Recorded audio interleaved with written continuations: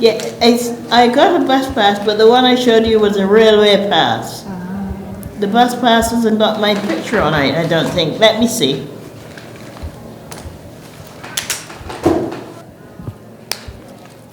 That's the railway one.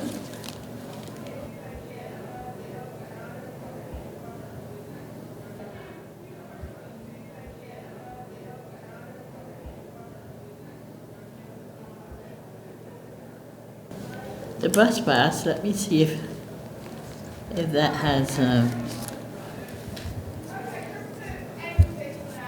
it might have my picture, I can't remember. Oh yes, it has, then and now. That's a bus. I've got one as well from my, you know when you do your passport and that? It's amazing how you change, isn't it? In the early 60s, yeah, I came for love.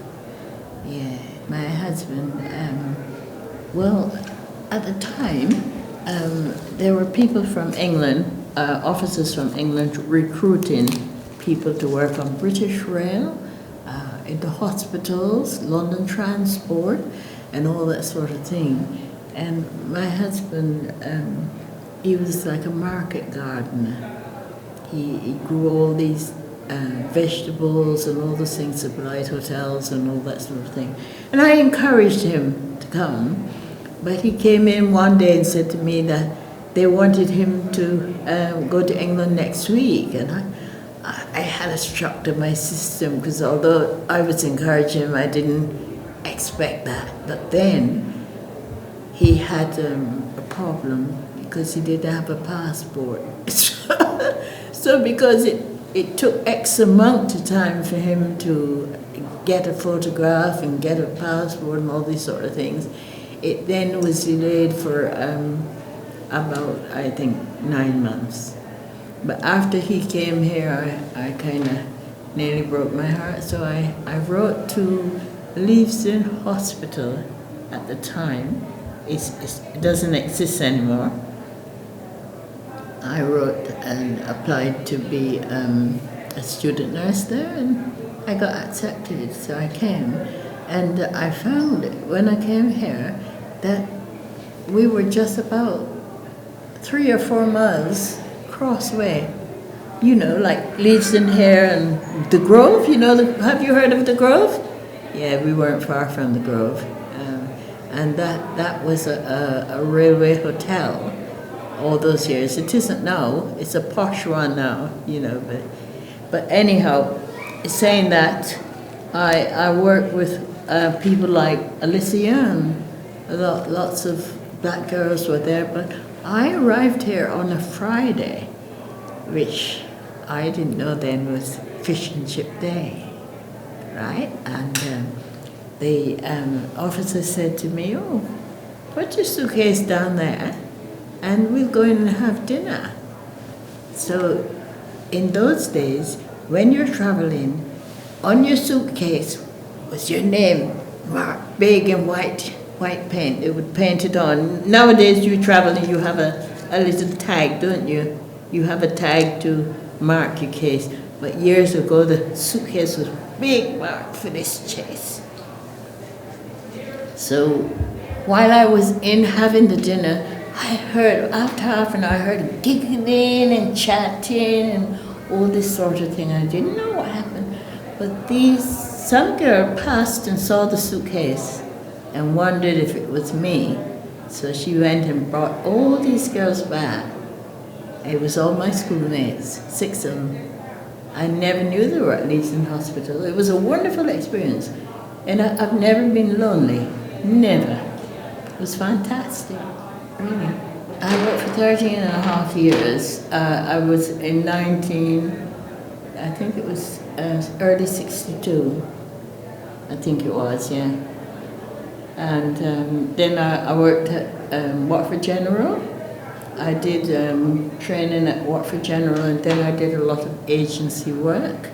I worked at Edgware General, that doesn't exist anymore. I think it's only a clinic now. I worked at Harefield Hospital, we had to do reverse barrier nursing when they did the first heart transplant. Do you remember that? Well, the first heart transplant in this country was at Harefield Hospital. And I worked at Mount Vernon, all over the place. I just love moving around. Yeah. But I did all sorts of things as well. I'm from a musical family, so I did a lot of entertaining. You know, we do the guitar, the piano, and all this sort of thing. I did all sorts of things.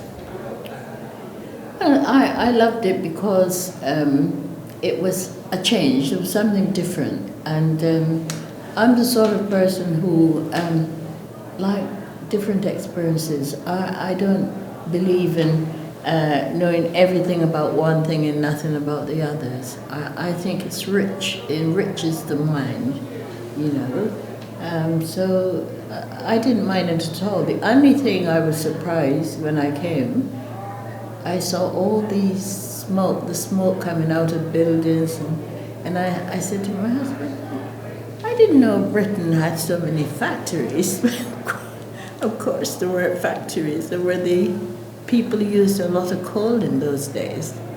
So when they burned the coal, the chimneys were smoking, but I didn't know anything about that. I came from Barbados.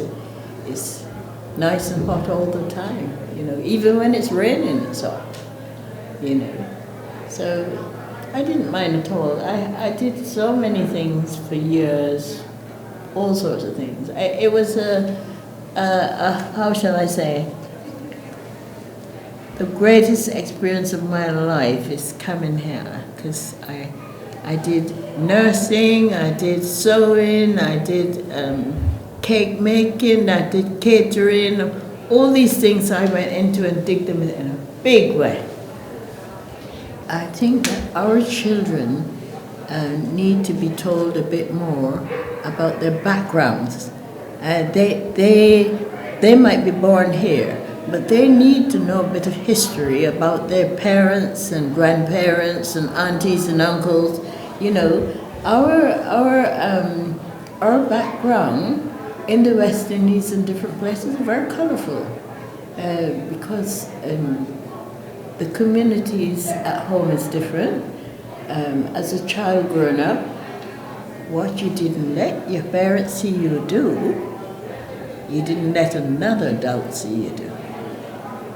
Because if you did something wrong, someone who might not even know the person, they will correct you, if you see what I mean. But you can't do that now in this country. They would think that it's abuse or interference and all that sort of thing. But the community was so different. We helped each other, always that was the attitude. If you lived in a village, you may have had an elderly who don't have children, like for instance, but that person didn't have to worry because they were elderly, because all the village would encourage their children to go and do things for that person who didn't have a family to do things for them, you know. It was really fantastic. I'm always happy because you might not be alive tomorrow, so I'm always happy when I wake up. And it's a lovely club, and I hope that they progress. It was much bigger at one time. For some reason, it's not as big now, but some of us have died out, isn't it? You know. But we hope that people will get to know more about the club and would join us and, you know, enjoy each other's company and so on. And may they continue.